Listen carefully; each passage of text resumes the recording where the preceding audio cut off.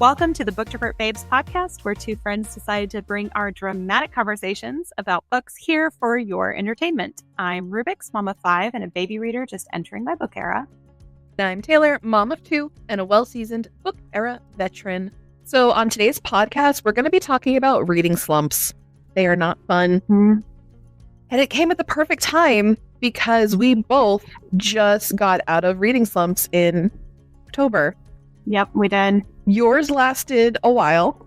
Mine was not as long, but for me, it felt forever. Yeah, mine was like a good cheese. It says that Legendary and Once Upon a Broken Heart, I started on August 18th and 26th, and then I finished them both on the same day at the end of September. Yeah, so it took you over a month to read those. Yeah. So it was like mid-August, so a month and a half, I think. Yeah, because we were trying to coordinate reading things, and then I kept watching your Goodreads for updates of stuff, and you started a ton of books, but you soft DNF'd a ton of books in that time. I did. Every time I picked up a book, it was like I just wasn't in the mood to read it. So I would just soft DNF it. And then I think that was part of it. I think I was discouraged because I couldn't find anything that I really was interested to read. So I just soft DNF'd everything. Yeah. And then when I stopped picking up books because I kept soft DNFing everything, it felt like I couldn't find anything worthy to be read. Mm-hmm. So I just soft DNF'd everything. That discouraged me. I was a mess. And then we got started with planning the podcast, and I feel like I focused my energy into that to distract myself from the fact that I couldn't find anything I wanted to read.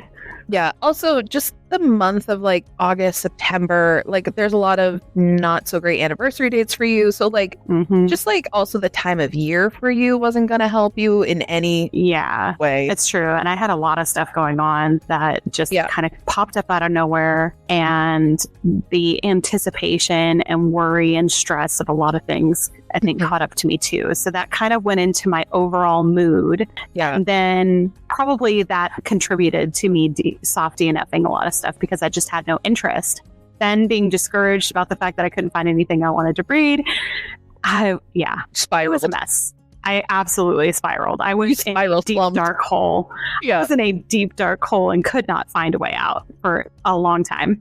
I feel like a lot of our friends, though, it's so interesting that we all kind of were slumping around the same time. Kaylee had slumped a little bit before you for a solid month or two as well. Yeah. Mel slumped the entire month of August and sort of came out of it in September. And then I had the last slump, but we all kind of slumped around the same time. Yeah, I'm sure that we're not the only ones. There's probably a bunch of people who slumped around the same time with all of us. Marley slumped in October. A lot of us, it's interesting because some of us are gotta love that seasonal depression. We're all going to be slumping and come December, the holidays, the seasonal depression.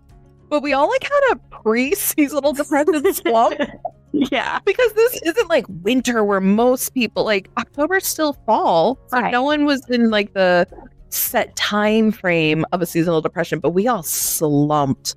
Yeah, I think probably school starting up helped my slump happen as well, because that just made everything busy and hectic and just all the chaos of trying to get all the kids ready for school. Well, that was you're a in lot. such a set schedule for the summer schedule with your kids and weekend stuff and birthdays and this and then all of a sudden it in theory you're oh, the kids are going to school, I'm gonna have all this free time, but it also it just reworks your entire routine and it takes a little bit to get into it. So yeah, that makes sense that that actually does make a lot of sense, because my summer, I read a lot over the summer. I finished so many books in July.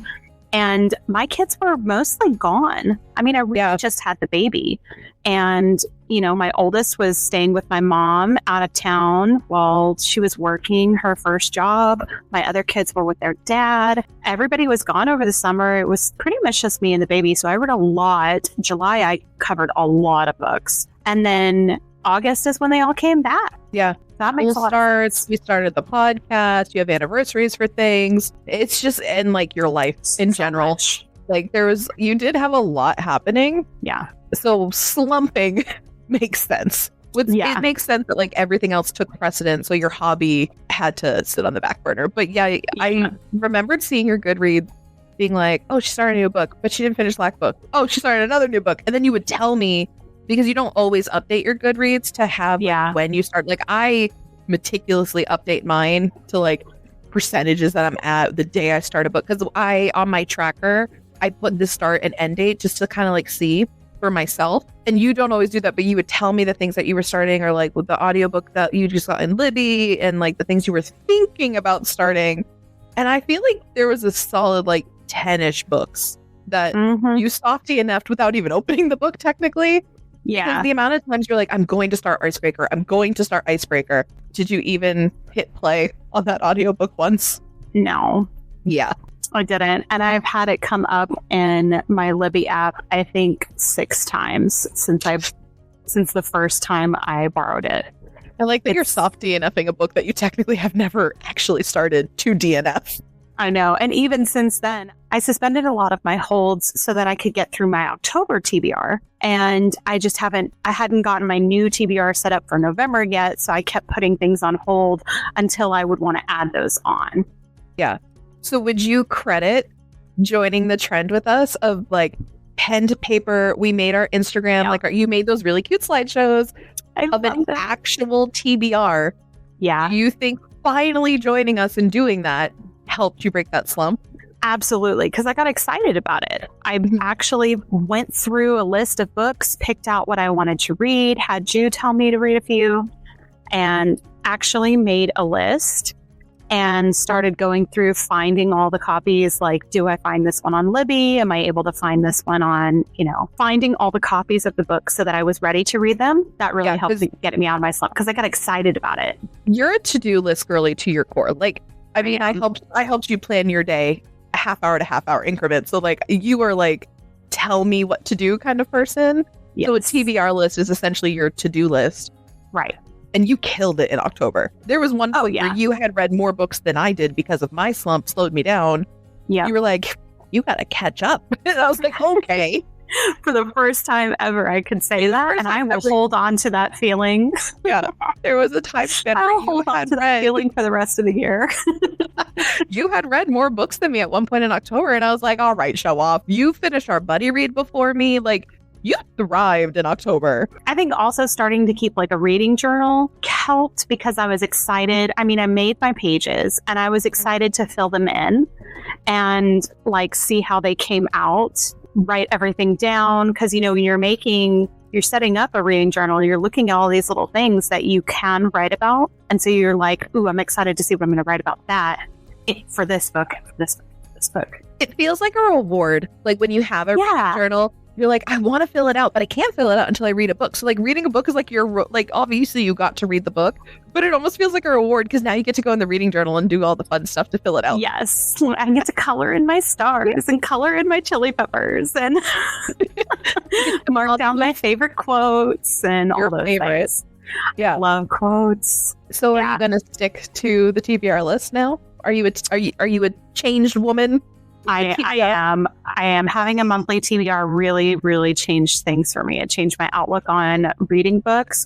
It gave me a little bit more, I guess it gave like my reading time more of a sense of purpose. Mm-hmm. That sounds so weird for me to say, but it gave me a sense of purpose on like what books I'm going to read and completing those books. I mean, you've seen me. I've been sending you a TBR list all year long. For me, when I send the TBR list into our group chat, it's almost like you guys are also my check-in of like, these are the books I'm going to read. So you guys know which books I'm reading. And that way also we can coordinate like our buddy reads that we figure out from the TBR Titties group chat. Yes. So it's like an accountability also of like, these are the books I'm going to read. Yeah. But I've been doing it for months. So it's just fun too. Like, obviously I don't always stick to the TBR list, but it is nice to have like a goal to work towards. Like, these are the books I'm striving to finish this month. Mm-hmm. And it is a hobby, but somehow we've changed it into like, these are my tasks and I must complete them. Yeah. You know what I think too? Okay, this is going to be a little deep. So okay. Delve with me into the mind. Should I grab my tea? Should I see? I'm going to just sip my tea while you go. Yes. Delve with me into the mind of Rubik's. Okay. So me as a person, okay, I like to have a plan. I do not like to be out of control or feel out of control. It drives my anxiety through the roof to not have a plan or to feel out of control, to the point where I don't get me wrong, like I like to have a drink now and then, but I don't like to get drunk.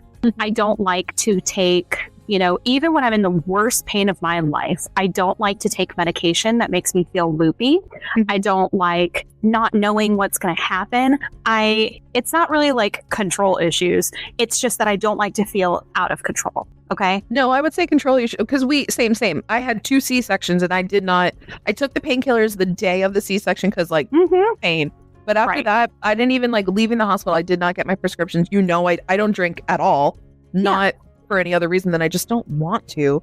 But we're very same with that of it's not a control issue necessarily, but feeling out of control. It's not me having to have control. Like if somebody else has control of the situation, me in your schedule. Yes, exactly. Like I just need to know the plan. I need to know that somebody has control of a situation, and then I'm comfortable with it for the most part. And now having a TBR, it's like I'm not just flailing around figuring out what I'm going to read whenever. Like I have lists. I have an actual to-do list with my TBR, so I'm focused and I have a purpose set for this endless list of books that's now coming into my life. I have to ask you, are you the kind of person, because if you say yes, then I'm like, we need to go do this together. If you planned a trip to, say, Disneyland, are you winging it or do you need an itinerary to do that? I need an itinerary. Let's go to Disney, bitch. We're going together. I know. I need an itinerary. Do not have me wander around that place. I don't know if I need to have an itinerary with times, but I need a list. I'm going to look at a map. Yep. I'm going to look at a map and I'm going to say, okay, look, this is the trail we're going to take around the park. We're going to start here and go this direction, and we're going to hit all of these rides along the way. This is the day we're going to spend at Hogwarts. This is the day we're going to go drink around the world. This is the day we're going to I'm not a minute to minute person unless you have the fast pass or whatever it's called for you when you have the pass to go perfectly. That part, sure. I'm not the crazy bitch who's this is the only time you're allowed to go to the bathroom is between this time and this time because we got to get to that line. But I need an idea of what I'm doing. I need guidance. Otherwise, I'm flailing around. Oh, I can't tell you how many times they have annoyed people going to theme parks, because there's a theme park, kind of near me where we had season passes and I went all the time. We would just go out of nowhere. But whenever we would go, and I'd go with a group of friends, they would want to go do this ride and then this ride, and we'll do this ride first and this ride. And I'm the one that's that makes no sense because we're going to have to double back. Let's just go in this order. And I would annoy people. And that makes sense. I'm we'll go on the way there. And they're like, well, we don't want to go like that. We want to go to this ride now. And I'm like, but we're going to pass these other rides. Let's just go this way. So what I'm hearing is while we argue about pretty much everything, we would be great together going to a theme park. 100%. Absolutely. 100%. Because I think the thing is even though I know for some people having a TBR list or having a guideline makes it feel like work and it's no longer a fun enjoyment thing. If I didn't, with my TBR, with how big it is, I sound like a stick in the mud that we are. But we're such psychos. It's organized fun. It's fun. But with how big my TBR is, and it's in the 700s, I'm really working to lower that by reading faster. But if I had no guidance, how you had said a few podcasts ago, you need to keep your TBR a little bit lower because it feels like a to-do list. And if it's too high, you get overwhelmed and you're slumping again. Mine's kind of the same of if I don't have a guided path of what to read this month, I'm going to spiral and I might slump. Yeah, exactly. Mind you, I have been doing TBR lists for over a year and I still slumped in October. It wasn't my fault. You slumped hard. I did. I've never seen you slump that hard. No. If I rough. slump, and this is what's so funny. Mine was a month and a half. My slump was 8 days, which sounds crazy to be I slumped for 8 days. But that's a big deal. If you look at my Kindle app on my phone, there's the reading insights. I have read for 477 days consecutively. I have not had a single day where I did not read a minimum of 10 minutes that day for over a year. My God. So even in my reading slump, I still was like, I am not losing that number. Like at this point, I'm like, I will read 10 minutes every single day for the rest of my life. I'm not losing that number. I didn't finish a book though in that entire 8 days. There was one day I texted you and I was like, Rubik's, I forgot my Kindle when I left the house. I took my oldest to therapy. I have to sit in a waiting room. I forgot my Kindle. Yeah, I responded sacrilege. I also think you said, are you okay? Are you what's going on? I was like, I don't know. I forgot. I was like, I have to play games on my phone. It's also like the building doesn't have the best service. So it's like the Kindle's great because you don't need Wi-Fi or data. Yeah, because you already downloaded it. Barely working. I was literally just spiraling. I was like, I forgot my Kindle. And I didn't leave it until I got there. It wasn't even like a thought of like I pulled out of the house and I was like, oh, wait, I got to go back and get my Kindle. I did not notice that I forgot it until I was already in the waiting room. And I was like, oh, my slump is bad. Yeah. Because I take it with me to appointments where I don't even need it. I'm like, I am not going to touch this. It's still coming with me. It's basically like my cell phone. Just in case. It's coming with me. Yeah. Yeah, just in case. But I need to get better about taking my Kindle around. I don't use it as much as I use my phone to listen to the books. Because I'm always listening on my phone or my computer while I'm doing stuff. But I'm not as good about taking my Kindle around. I think partly because I know I have the audiobook on my phone. Yeah, or you know what I mean? Like, yeah, so the Kindle doesn't need play it as much. Right. But yeah, I'm. Yeah.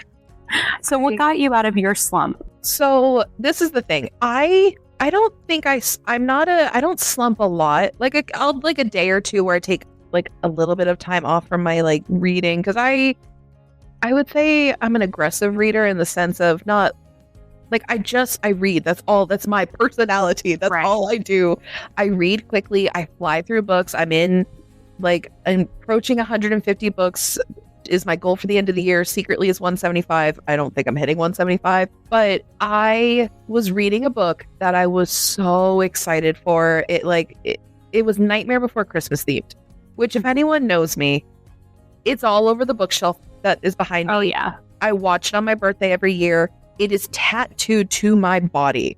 I was like, this is going to be my book. And it was MM. It was nothing like what I thought it was. It checked every single box. I was so excited. It was like really, of all the books that I had planned to read in October, it was the one I was almost the most excited to read because I thought it was going to be a fluffy little holiday MM. Yeah. It was not. It got cutesy and fluffy later, but it was not at all what I thought. It had like some Game of Thrones elements. There was some politics. I was like, damn, this is not what I thought it was. And it disappointed me. I still really like it.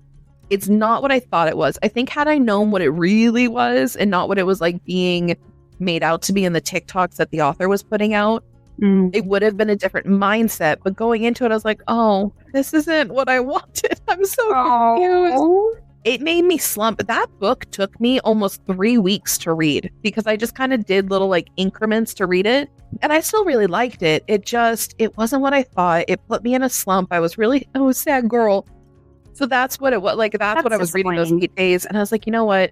If I keep making myself read this, I'm going to fuck my entire TBR. Because at that point, I'd only read 8 books for the month. And my goal was 23. So I was like, this bitch is slowing me down. So normally what I've done, and I talked about this in the little bonus episode we did with the book vocab, I have to read a silly little novella when I have a book hangover because it's never that great anyway. So I know that this amazing 5-star book I just read, I'm going to read something I know is disappointing. So I'm not mean to the next book that I read. With slumps, I reread my comfort things. So I have already reread God of Fury twice this year. So I was like, I can't reread that a third time. So I reread For the Fans, which was my favorite read last year, it was also my third reread of that book since I read it last year. I read it in August of last year. So I reread that.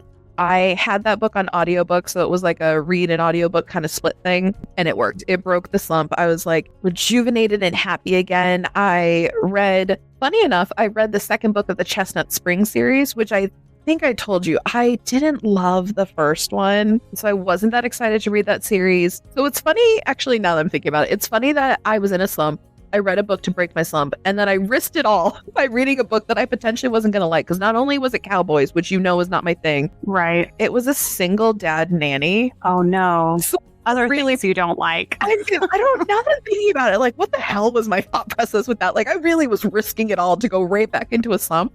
I really liked it. It wasn't my favorite thing I've ever read, but I liked it more than some of the other single dad nannies that I've read. It was really cute. And then after that, I just went, phew, and I just kept reading. And then I started our buddy read The North Wind, which was not what I thought it was either at first, because it had mixed so many things that we both love into one. Mm-hmm. So that was the next thing I went into. And then, yeah, I broke the slump by rereading something that is comforting and I love. Because I just thought you did that before you did our buddy read, because I was because you had suggested I go into it. You're like, well, what if you go into our buddy read? And I was like, so I had hit that reading slump. I think it was like, I don't know the exact date, but like a Monday, Tuesday kind of thing.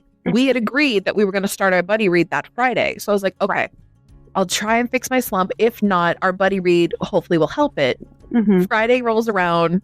I could not even pick up my Kindle. I was like, I don't want to read. I don't want to pick up my book. I don't even want to audiobook anything. I just was not in the mood. And then the next day I look at Goodreads and you're at 50%. And I had to be like, so funny thing. Started yet? I didn't even start it. And you're like, maybe you want to try, because like one bed trope. And I was like, I know, but like, I had just gotten to that part of the book and I was like, there's one bed. Yeah, you were really trying to push it. And I was like, listen, I want to read it. I want to enjoy it. The slump that I'm in right now, I'm not going to enjoy it. I'm going to reread a book really quick. Mm-hmm. And then as soon as I finish, because the thing with the second book of the heart, it's Heartless, it's Chestnut Springs. It wasn't long, and it was a free audiobook too. That was the other thing, is I needed to audiobook, so it was like a 7-hour audiobook. So with the speed I go at, it was like 2 hours. So I did that really quickly, and then I immediately started The North Wind so that I could give it a chance. So even though you've now found a way to be very good at your reading goals, because you're killing it. Mm-hmm, I am. Do you anticipate reading slumps? Mm-hmm. So like for me, I always, without a doubt, I slump in February, because it's almost like the holidays have finally ended. My birthday has passed. Everything's kind of winding down. I slump in February every year. I don't know why, but it's always like, I know I'm going to slump. I always do. Like last year, I planned it that way. I only planned 8 books and I only read, I think, 7 last February. Right. So like for you, with what's passed, you kind of had a feeling you might slump. Do you anticipate other times to do that? You try to block it? I don't know. I'm not. You're not seasoned enough? Yeah, I'm not seasoned enough. I haven't really experienced the slumps enough to know. I think when they're coming, I have been anticipating like getting busy, because, I'm also in school, and then November kind of starts the birthday slew for us, because November, I've got a kid's birthday in November. So you got one to like now through March, right? Pretty much. Well, and then going into May and June now. So we've got, Chickpea's birthday in November, and then Thanksgiving, and then Christmas is a whole freaking month-long affair. And then January is Pinky's birthday, and then February I've got a little bit of a break, but then March we have a birthday, and then April we get another break. May is end of school and my husband's birthday, and then June we've got 2 kids' birthdays.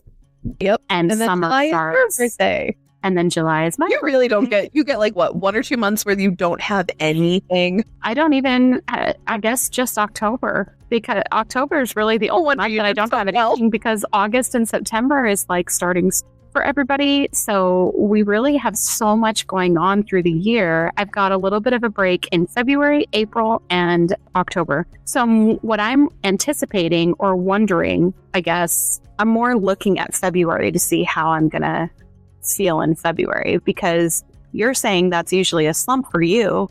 Mm-hmm. that's going to be a break for me. So I might read a whole bunch in February because I had a break in October and I read a whole bunch. So February will be your next time that you can be like, Taylor, catch up. Catch up, Taylor.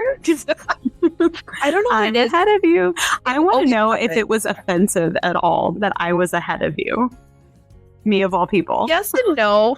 No, because I'm almost always ahead of people. So like when it was you who was ahead of me, I was just like, yay, because you're such a baby reader. And it's normally like 1 to 2, maybe 3 that you'll like is your average, I'd say, or was your average. Mm-hmm. And then you were just killing it. And I was like, look at her go. You finished our buddy read on time with us. Like you only finished the day after me. And I started a little late too. Yeah, because I started a day or two late. Yeah, Kaylee and Mel finished together, then Tish and I finished together, and then you were just the day after. So I was like, look at her go. She finished the buddy. I'm not a multi-reader, and I had already started something. Yeah. And then realized, oh, we're supposed to read this book. I'm not done with my other book. And I'm not a multi-reader. I've got to read one book at a time. I've got to stay focused in one story at a time. But I will say, House of Leaves kind of forced you to be a multi-reader. It has because I have to be completely focused, and I can't just audiobook that. I had to stop and listen to other books so that I could, while I was working on other things. Breaks. I feel like that's one of those random books that actually genuinely you need to take a couple breaks or you're going to start measuring your wall. You're probably not wrong. The way you're fiddling with your fingers tells me that I'm right. You're probably right. The theories I have in the book are freaking me out more than the actual book is. At one point, I got to a part of the book where the characters were having theories that were the same as mine. So I write something down in my reading journal that I'm predicting, and then the character says the exact same thing. And I'm like, okay, somebody's watching me. Like, what is happening? It's like Never Ending Story. Do you remember in Never Ending Story when he says something and then he reads what he just said in the book? And it's like, wait, what? I kept having moments like that in House of Leaves where I'm like, wait, what? Who heard me say that? So I did have to take breaks just to maintain my sanity. A book like that bumped me out. Because I love that you're having fun with it, because I feel like you're in your own, like the murder mystery parties. Like I feel like you're in your own puzzle. That would bump me out. My brain would be like, no, I'm out, done, bye. No, the book is, I'm trying to past tense it for this, but the book very much was a puzzle that I had to solve. And I enjoyed it for that reason.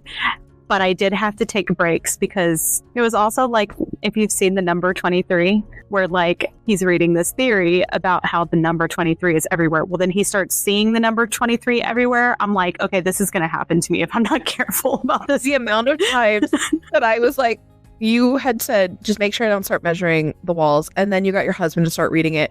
And I was like, okay, so I'll have to text your eldest to make sure you're not reading. And then she wanted to read it. I was like, okay, do I go to your 13-year-old? Like, who is on watch to make sure you guys are not measuring the walls? B. Spiraled. Yeah, I'll just have to call B. Luckily, I have her number too. Yeah. The amount of things that I was like, I don't know how I would slump so hard. I'm here for a good time, not a brain time. Like, what? Because it's like you had so much fun deciphering and highlighting and post-it notes and theories. I knew partially through that you were 5-starring it because of how much fun you were having decoding the whole thing. Oh, yeah. But I also feel like the slump might happen because there might not be another book like that's that level, or because I'd never even heard of that style of book other than Ergodic, yeah. Yeah. So, I mean, except for Choose Your Own Adventures, but those were all when we were kids. That basically Goosebumps. So you might somehow suffer from both. Yeah, and I mean, it's not the end of the year, so I can't say for sure yet, but I'm pretty certain this is going to be House of Leaves will be my top book of the year. And I'm actually, the whole time I was reading it, I was actually concerned, am I going to find any books that I like as much as this? Because it is a puzzle. My name is freaking Rubik's, for crying out loud. I love puzzles. I love them. I love mysteries. I love trying to predict things and figure things out. And this book had me, decoding actual letters.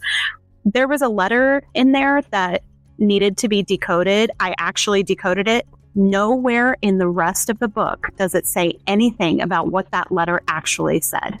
Oh, so basically you have to do your homework. If you don't decode it, then you're missing a chunk. Exactly. And it was huge. It was a huge chunk. I was like, I would have never known if I hadn't taken the time to do it. You know who I want to hear from? The author. Are they okay? Imagine I've seen interviews. That. I've never looked into authors of books. Like, I've seen them on Instagram and followed them, but I've never looked into interviews of authors of books except for this one. Do you think that he slumped himself out while writing that book? I wouldn't be surprised. The freaking narrator was in a slump. Everybody. Narrator of the book slumped during it, where he even says he had to take breaks. Yeah, that's crazy. A book where you have to take a break would absolutely put me in a slump. And it did. I took a break with The Nightmare Before Christmas, and it slumped me. Yeah, because it wasn't what I expected. But also taking the break from it did cause my slump. I think that having a monthly TBR is what kept me from having a total and complete hangover with slump included after reading House of Leaves. Yeah, you were really up in the air in October for somehow having both happen at the same time. Yes, and I'm still already, I started in October looking for another ergotic book. Of course you did. To read after this, because I'm like, this experience is so great. What am I going to do when it's over? There can only be so many ergotics I can imagine. So, what do you do when you've read all the ones that are out? It's not a well-known thing, an ergotic book in general. It's not a well-known term. I mean, I've never heard of it. The fact that you and Mel had never heard of it, when I said it to you, I'm like, well, crap. These girls know everything about reading, in my opinion. So, y'all don't know about it? What did I just stumble upon? Well, you said ergotic, and then Mel had said choose your own adventure, and I was like, oh, okay, that's an interesting concept in a book. So you read this and then you go to this chapter. It's like you choose your own destiny kind of thing. But then when you were like, but, and then show it, I was like, oh, huh? I don't just think kudos that you didn't. And I mean, House of Leaves is that style of book, but you don't get to choose your own ending.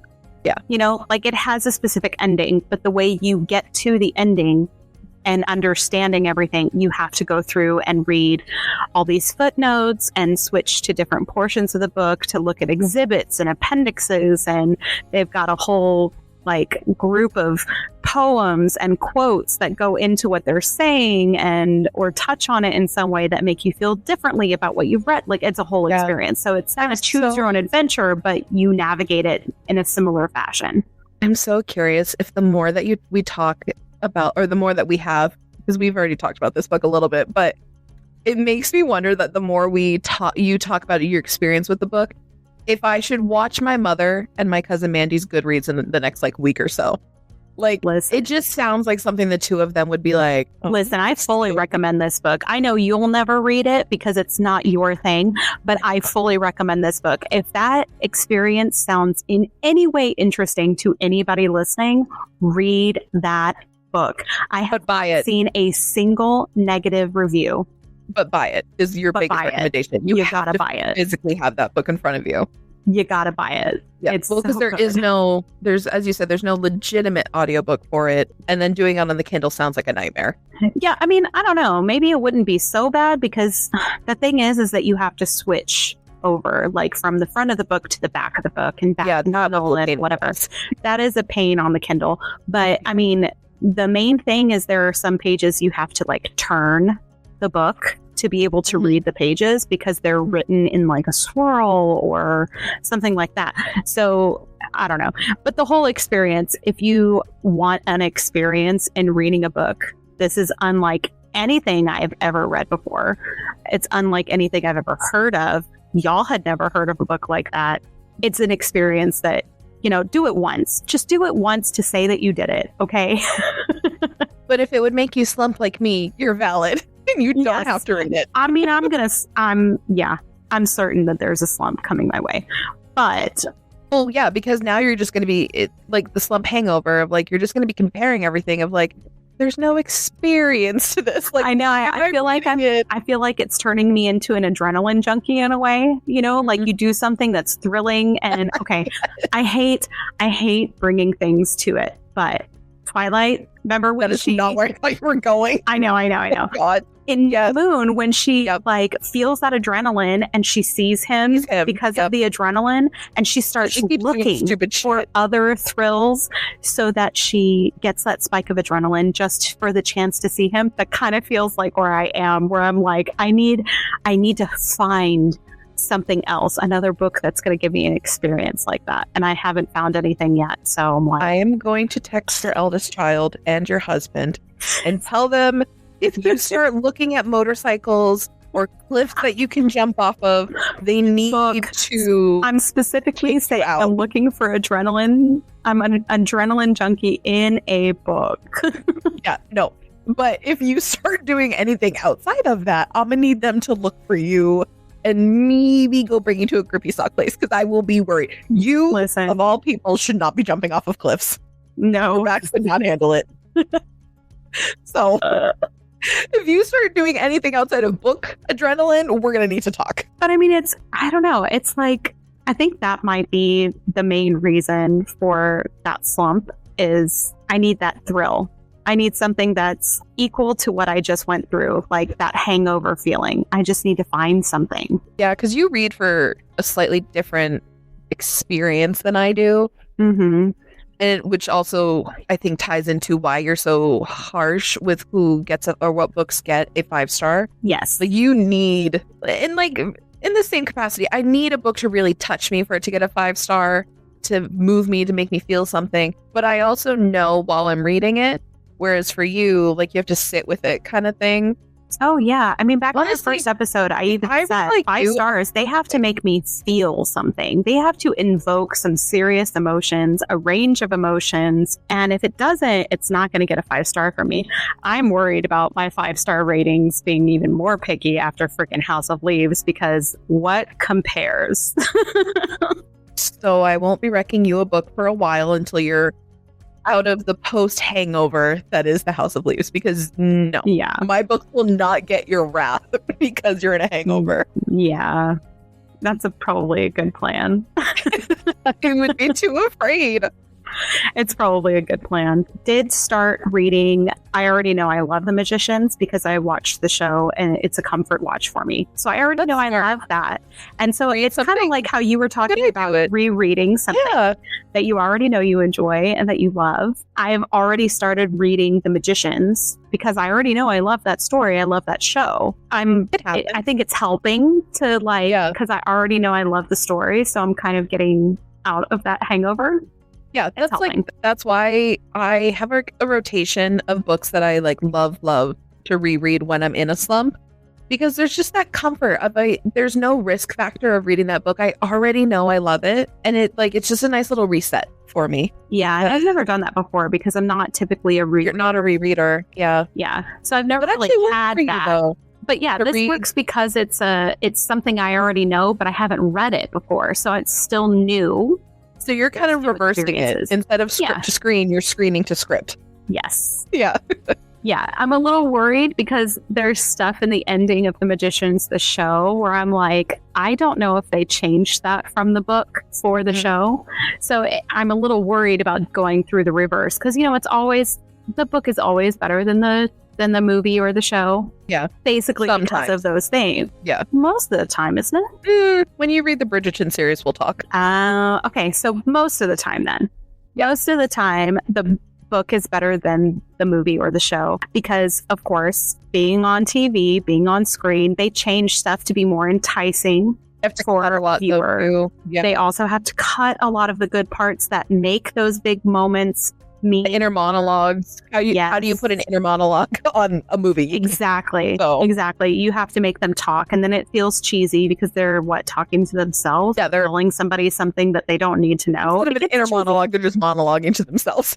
Yeah. So I'm a little concerned about reading The Magicians on how those endings are going to play out. It might disappoint me instead of be a feel-good read like I'm expecting it. But I don't know. We'll see. Yeah. Check in on you while you're reading that because you might put yourself in a slump. I might put myself in another one.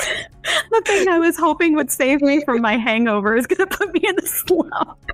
You're playing a risky game like I did when I read the second book of a cowboy with a single dad and a nanny. Listen, I'm new to this, so I don't know. Hey, you gotta find the what works for you and what doesn't. I'll know whether or not it works after this. And then maybe you'll be a rereader like me. Maybe I'll be a rereader. I don't know if I would ever reread House of Leaves, though. Oh, God. I would. I don't know if that's a book you could reread, because I almost feel like it would lose the magic. Like, once you've done it the first time, it will probably be, doing it is because there's different stories happening. So I could reread it and just focus on the story that's specifically about the film. Mm-hmm. Because that's what it is, right? It's somebody narrating. The narrator is finishing a manuscript that somebody wrote about a movie. Mm. That's how we find out what happens in the movie. So I could read it without the narrator's dialogue, without all of his footnotes, and just read that story as it is. That's the only way I could see rereading this book, is just to get the whole picture of that part of the story all at once without any breaks with somebody else's story getting involved. You know, kind of like when you have two parallel timelines happening, like a Meanwhile Back at the Ranch kind of thing. Like, yes. It's funny because I feel like this is going to tie into many podcast episodes we've had, plus what you just said. It's kind of like for the Throne of Glass series, how I'm afraid to read that series, and I'm afraid that I won't finish that series. I don't know if it's books like 5 and 6 or 6 and 7, but they're like both 700, 800 page books. You're supposed to tandem read those because they're the same timeline. You don't have to. You could read this book and then this book, but for an experience where you can read them chronologically, you tandem read them. Yeah. And that's I have a chart, by the way. I have a chart that breaks it down, and I found this and this. A PDF file of the books together, where it's like 1,600 pages, and you just read it that way without. That's amazing. I would do that. I'll send it to you, and you can, if it works for you that way. But partially of why I'm afraid to read that series with like one of our previous episodes, I feel in my bones that series might slump me, because not even in the same way that like this last book that I read did slump me, because it wasn't what I expected. I feel like it's going to slump me because I am not a series back-to-back-to-back reader. Mm-hmm. A lot of the things that I've heard when it comes to that series, you have to be. The tandem read sounds intimidating. I'm worried it might slump me out or give me a hangover. So that's going to be an experiment for you too. Yeah. Well, you know what would help me get out of my slump? If we do it together. See, it doesn't work for me because remember, I was supposed to start the Northwind with you and I didn't because I couldn't. Yeah. I know, but I'm saying that might work for me because then it's a to-do list item. Start this book, start this series. We could break our slumps the same way. I know. We'll just do it together. But like for me, I have to reread. You're not a rereader. And for you, you need a to-do list. I already function on a to-do list. Yeah. So you need something different. Yeah. Maybe when you get a little more seasoned and charred, the to-do list will no longer be what breaks your slump. You'll have to be a rereader like me, and then we'll be on the same page. Then we'll be on the same page. Yeah. Yeah. That'll be the day. We'll read stuff together. I still want to go. I've got a lot of things that I want to go read that are like The Magicians, where I've seen it on screen already, and now I want to go back and read the books. I've always wanted to read the Divergent series. I've always wanted to reread that the Harry Potter books. Way better as a book. I know it's a cliche thing to say the book is better than the movie. I would say almost other than, here's the thing, I love Harry Potter, so I'll leave that where it is. Everyone agrees that the books are better than the movies, but the movies are still beautiful. Yes. With the Divergent series, the books are so much better. I've never actually finished watching the Divergent series movies. It was not at all what it could have been, which sucks because I love Shailene Woodley. I ended up really liking Theo James out of that. I love Ansel. Like, I really like the cast, and I don't really fault them because as actors, they did great. I wish what was taken from book to screen had done a better job. Right. I still want to go back and it'll be an experience for sure, going back and reading those after seeing and loving what's already on screen. I'm not sure how I'm going to handle it, if it'll be a pleasant experience or not. That's an interesting thing to like, if certain genres could slump you, like reading a script to screen thing, could it slump you because you have the experience of, for you, You were more the opposite. I've read all of those things before I watched them, just because I read them as a teenager, not even because it was like, I'm not watching this until I read them as a teen. But for you, you screen to script, you go backwards. So it would be interesting if trying that slumps you. Like for me, House of Leaves, thriller, would you classify? Yeah, I'd classify it as thriller. I've never read thriller. Mystery, psychological thriller. Yeah, and I've never read something like, the only thing that was close was Does It Hurt? But that's like a dark romance thriller. And I loved it. But I don't know if I would have if there wasn't that hint of the romance in it. So I avoid genres. I almost wonder, do I actively avoid them because of the slump I think they'll give me? Ooh, that's a good question. It's a question for myself, and I don't know the answer. That's a good introspective question. Like, do I avoid thrillers because I think it's going to slump me? Because I did read, like I said, Does It Hurt? Is a psychological thriller dark romance. And it put you in a slump? No, I loved it. I gave it 5 stars. However, if that dark romance element wasn't there, I would not have given it 5 stars. It was an interesting story, but it's not something that I've never seen before. All of the elements brought together I've never seen before, which is why it was so good. Also, H.D. Carlton, even though I've never and will never read the cat and mouse duet of Haunting and Hunting Adeline, I've never, and I don't ever plan to, because just certain tropes in that I'm going to avoid it. Yeah. However, I think H.D. Carlton, for the books I have read by her, amazing author. I love Does It Hurt? If those things that were brought together to make it so unique were separated, it was just a dark romance aspect of identity theft, or it was just the thriller aspect of that lighthouse, questions around this lighthouse, I don't know if I would have liked it like that. Brought together, loved it. But I think if it had just been the thriller part, I don't know if it would have been a 5-star, which is also why, like, I have so many thrillers on my TBR, but I've never read one. Maybe because I think it's going to slump me, because I'm going to be really, I think I have also hyped up in my head that, like, I could love thrillers. I love Criminal Minds. Yeah. But if there's no romance involved, am I going to like it? It's the same with fantasy. I only read romanticises. It's a good thought process. I feel like I just did my own therapy question. How does that make me feel? Do I not read thrillers because I'm afraid to slump? Created my own therapy question. Is it because of something in your childhood? I'm wondering. I kind of feel like I've gotten into like mini slumps with series. Because there are a few things that I've read that I know there are other books. Boys and Tom and I definitely did that because I slumped because I was hesitating on reading Taming 7. But I've also done it with, it's not out yet, but I feel no need to jump into the second book, the sequel to A Fate Inked in Blood. I feel no need to jump into that. I feel no like urgency in going to the next book of House of Salt and Sorrows, the next book in that series. Even though they did leave on slight cliffhangers, it's not like I feel the need to jump into the next one. For anyone who didn't listen to one of our previous episodes called Complete the Series, if you recall, somebody was all about how how eventually she has to get back to something because it's going to bug her. And I will get back to it. Releasing the reins a little bit, though? It's not that I'm releasing it. I'm just in a slump about it. Like, I don't have the urgency. I don't know if it's because I've been so focused on things like House of Leaves and other books, but I just don't have the same urgency that I usually do to go to the next book. I'm still planning to complete the series. I mean, Fate Inked in Blood, the next book isn't even out yet. So maybe when it comes out in May, I'll have more of a, like, oh, I need to get this book.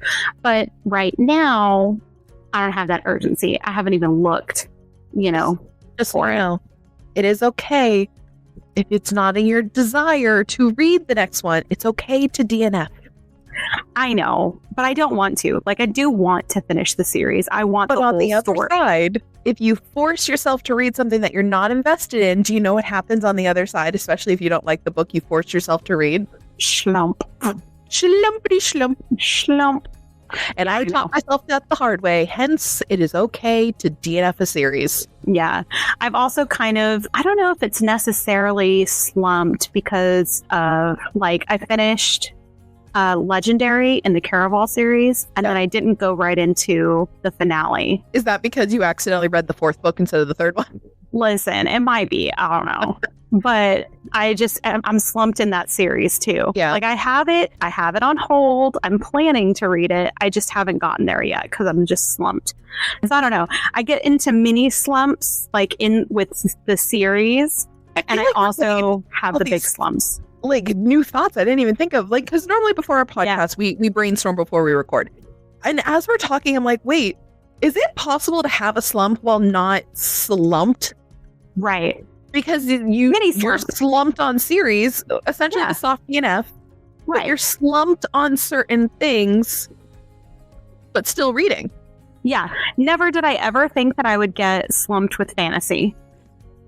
That's insane to me because you were such a fantasy girl. I am such a well, because I don't know if it's the thrill junkie in me or what, but like that's a thriller girl now. I need the excitement that something outside of our normal realm, our normal world.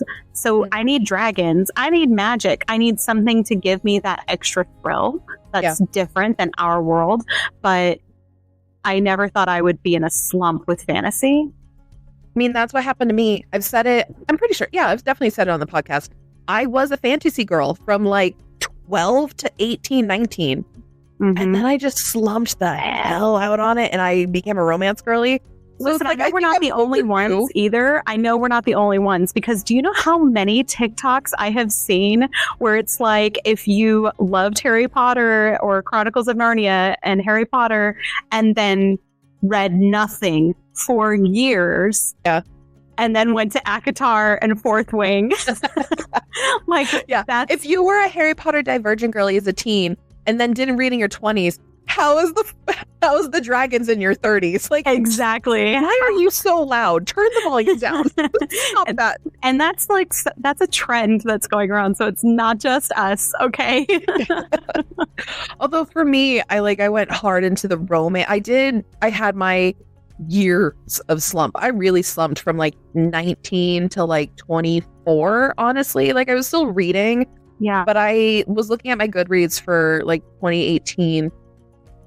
Or 2017, because it was right before I had my oldest. Mm-hmm. I only read 12 books that entire year. And then I had my oldest. I was at home recovering from a C-section. And like newborns. Yep. As hard as like the breastfeeding journey is, like when they're that little, like they're pretty fucking easy to take care of. Like I just need to feed you. It's me. I need to take out more than you at some points.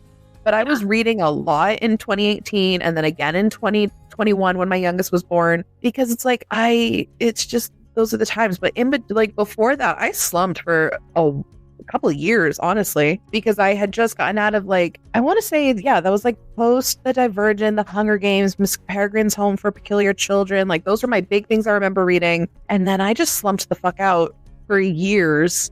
Until I got my Kindle Unlimited subscription in my 20s, like post-college, before having my son. Right. So that was on record. My longest slump was like 19 to like 24.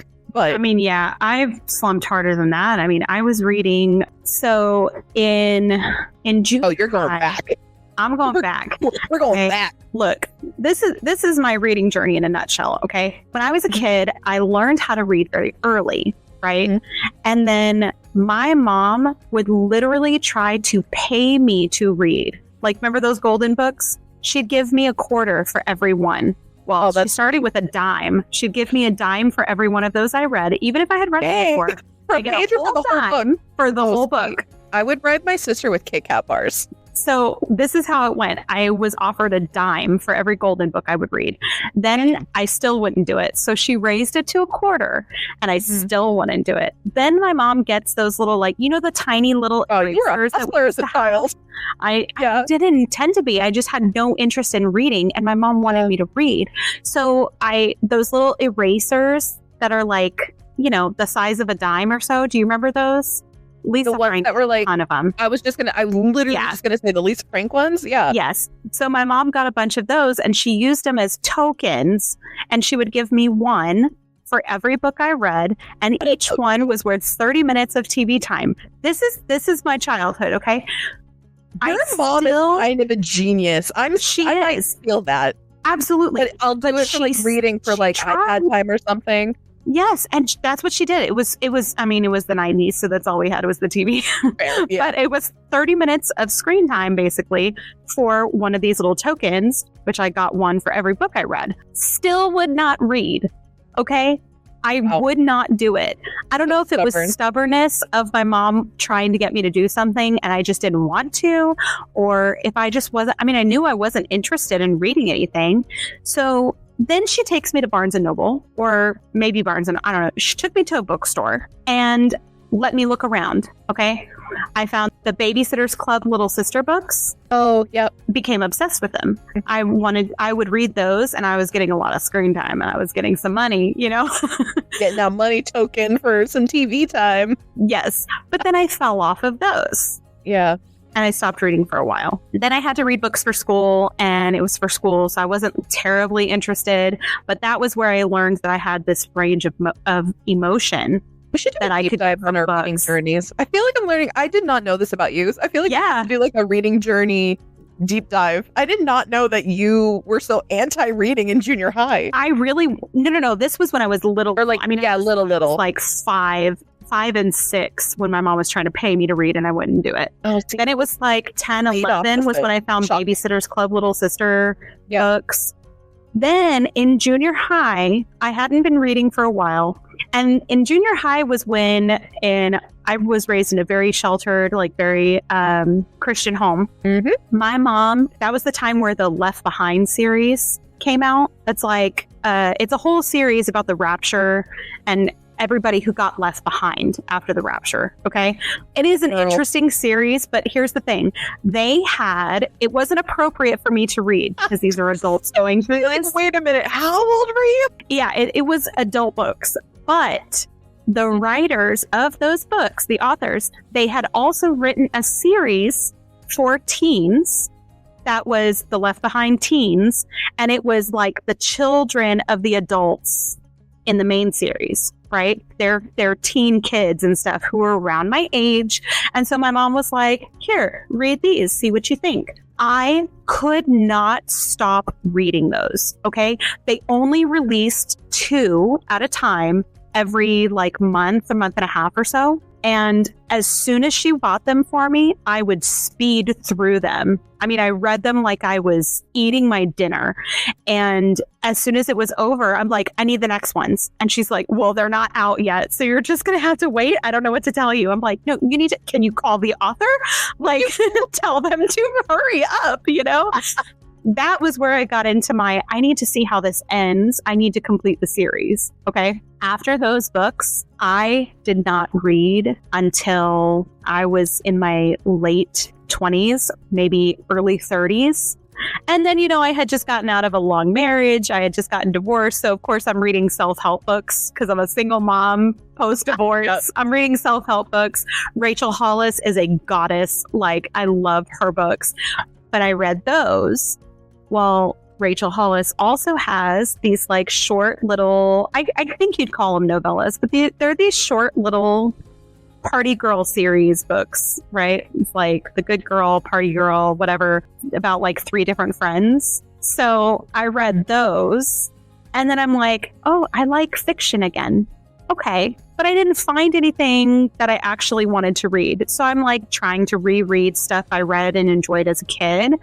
Chronicles of Narnia, rereading Harry Potter, stuff like that. Nothing stuck. Then comes you and Mel with Hooked and 14. You're welcome. So then and now these 2 bitches who won't that's my whole life reading journey, okay? I have always struggled to find books that interest me.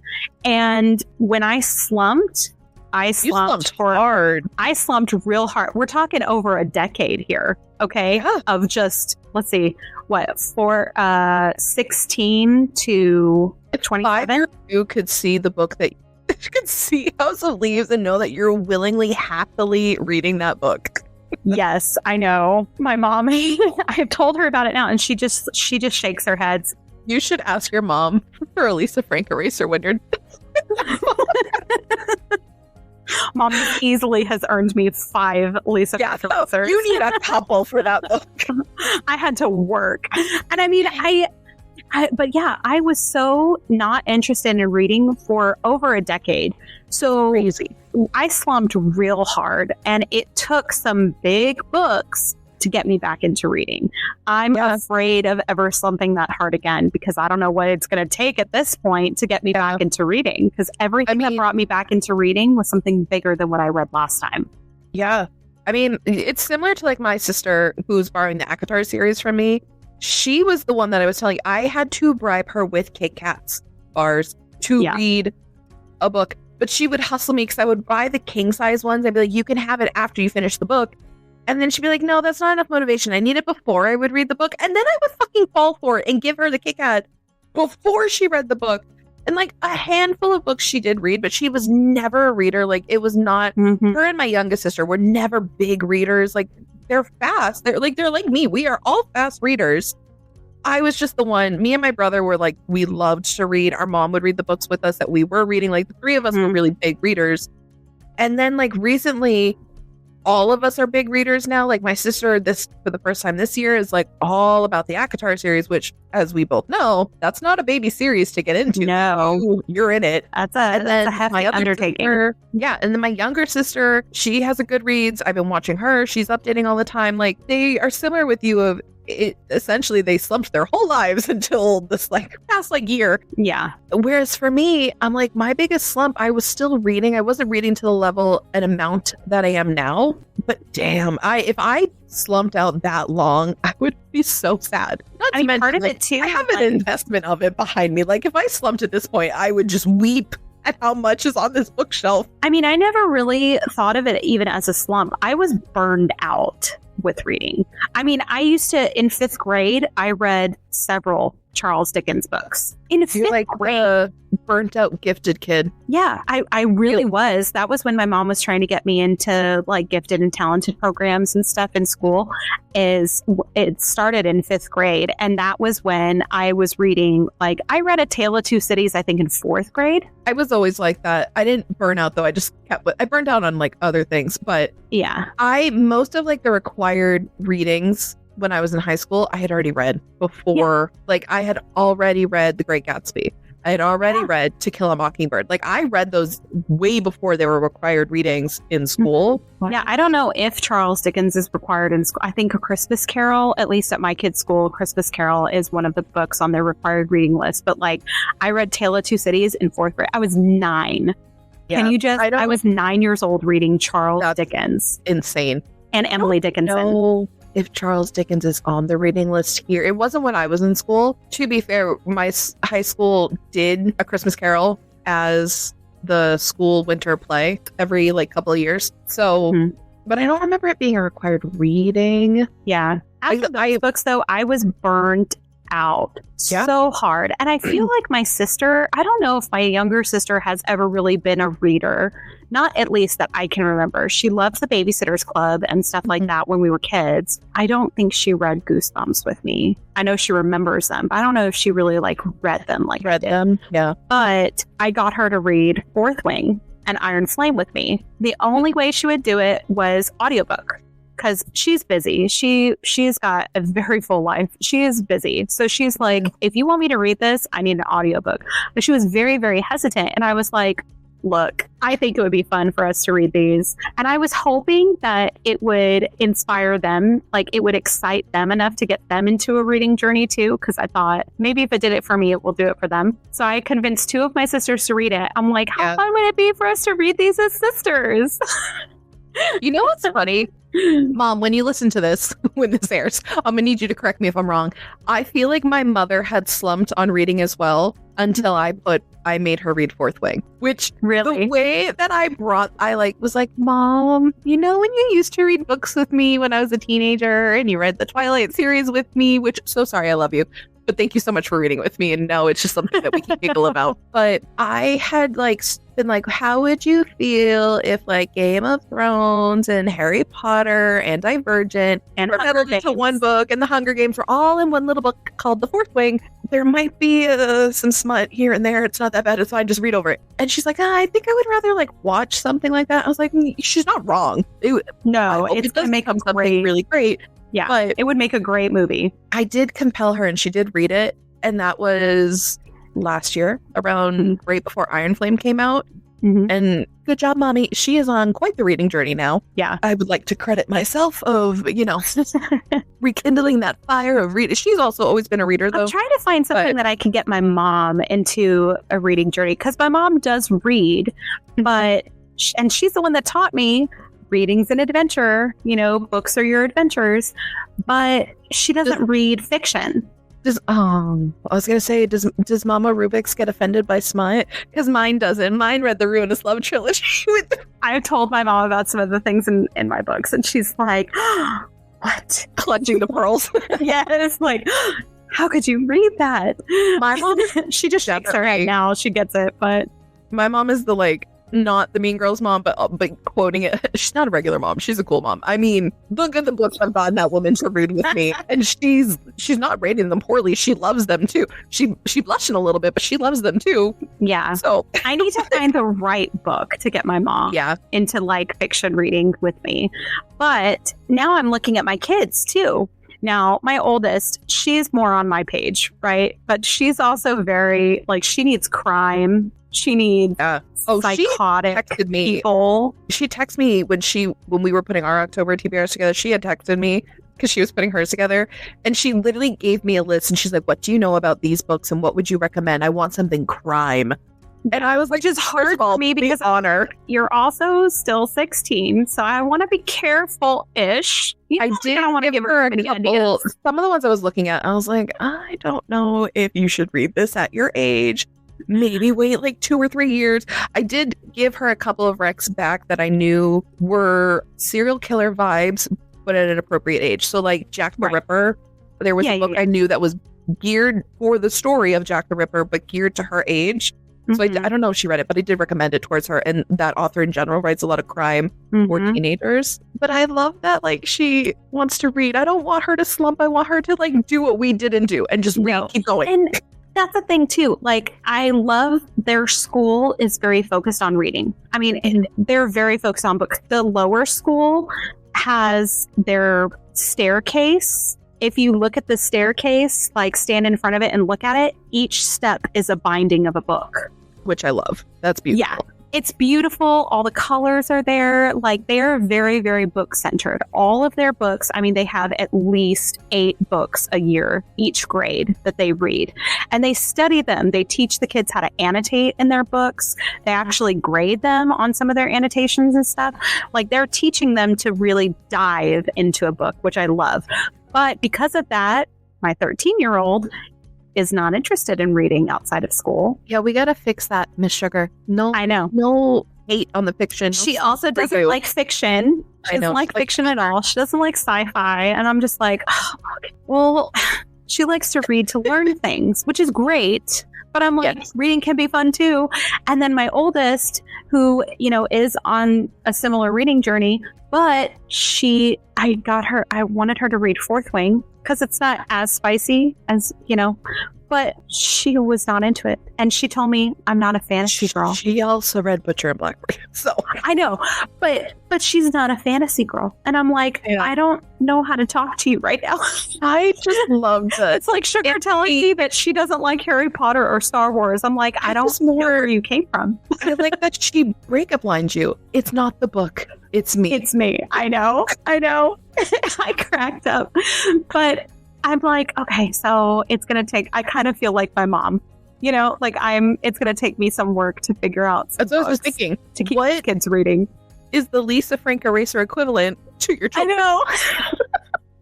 You got to fix them. They can't slump like we did. Chickpea is still young and moldable. Okay, so I'm working on her. We're reading Bridge to Terabithia together. And for her, it's easy because all the kids I've done this, it's like whatever you read in school, we'll watch the movie together. why are you picking the saddest children's book? What's wrong with you? Oh, because I wanted her to experience emotion in a book. And Bridge to Terabithia is very beautiful, and it reminds me of her a little bit. So I'm like, I really think she'll like this. But emotion in a book. It is. You better have issues. Listen, it's better than having her read Where the Red Fern Grows. I read that. I don't know. I don't remember it very well. I mean, Bridge to Terabithia, because of the movie, I think does stand out a lot. You don't remember Where the Red Fern Grows? I know I read it. The two dogs that die? I'm aware of where that goes. It's like Old Yeller. I know I watched that and I know how it ends, but I can't remember details of it. But I know I watched it in my childhood. Yeah. But maybe I just disassociate with all the sad things from my childhood reading-wise. And I'm just like, I know it's there. I just blocked it out. Yeah. I did get Sugar to read a fiction book that she said she was like, it was okay, which is pretty good coming from Sugar. She doesn't typically get really excited about things like that. But I got her to read, it's kind of like Hooked, but appropriate for kids. It's like Is it the one I sent you? Not Hooked. It's no, we saw it I took them to Barnes and Noble and I was like, pick something that's interesting, right? I tried to take a page out of my mom's book. Not sorry for the pun there. But I took a page out of her book and I told them to run around and find something. And I found this table that was a bunch of books similar to the Never After series where it's like, but what if the villain won? Mm-hmm. And the one she ended up picking was, what if Jafar got Jasmine? What if Jafar won? And it wasn't spicy. It was appropriate for her age, but they had a whole series of like, what if Ursula gets Eric? What if the villain wins? Mm-hmm. And what if Aladdin didn't stop Jafar was like the main premise of this book. And she actually read it and I was shocked because it was fiction. It was fantasy, fairy tale. And I didn't think she would like it, didn't think she would finish it. And I had already resigned myself. Well, I'm going to buy it anyway. If she doesn't like it, maybe one of the other girls will. Maybe I'll read it, But she liked it. Be loved. Someone will read it. She doesn't want to go and read anything else from that series. She's not interested enough to keep going with them. But she read it, so I'm happy, Yeah. All this to say, I have suffered several slumps in my reading. I'm trying to help. I'm worried about the kids slumping really hard because they read so much with school. But that part wasn't part of my slump. I think I just nothing interested me. Now I'm worried about that happening again now because of House of Leaves. So it's just funny how different things provoke these slumps. And I think a good poll for this would be for you guys to tell us, did you also have that slump in your teens, 20s, where you didn't read for a while? I'm very interested. Are we a universal experience, right? Liz? Like, is that just in us, or is that a universal where we all slumped in that weird college area of age? Before coming back. Yeah. I wonder if I would have slumped like that if I had gone to school at that age. Maybe. Because I don't know. Because I didn't go to school. I didn't do traditional. I didn't do the traditional graduate high school, go to school. I didn't even do the traditional graduate school. You did nothing traditional with that aspect. What do you? I did not. But I wonder if I would have read more if I was in school. Who knows? But you know what you are going to do in your 30s? You're going to keep me and Mel around. And you're not. Yes, I am. Because we're not going to let you. I can't say I won't slump. But you're I'm not going to slump for a decade. For sure. Yeah, that I don't think will ever happen again. That was a long slump. I didn't think I'd ever get back into reading. I thought I was done. I was burnt out, done with books. And now I'm like, Maui, you're welcome. Bring it back to our motherhood. Except you're welcome. And you are. Oh my gosh. Well, thanks for hanging out with us today. We hope you enjoy the vibes. If you want to keep up to date, make sure you're following us on Instagram and TikTok. And if you want to watch us live, spiraling, because, we're great at that. Make sure you're following us on Twitch, where you can get in on the action and chat. You can tell us about your slumps. And we also post the videos to our YouTube page if you don't have a Twitch, so you can watch it there as well. And make sure you vote in the poll or comment below and tell us about your slumps. Yeah, help us normalize our teenage college phase. Tell us we're not alone. Tell us we're not alone. Till next time, you're awesome. You're doing great. Love you. Now stop stalling, don't get a slump, and go read that book. Bye. Bye.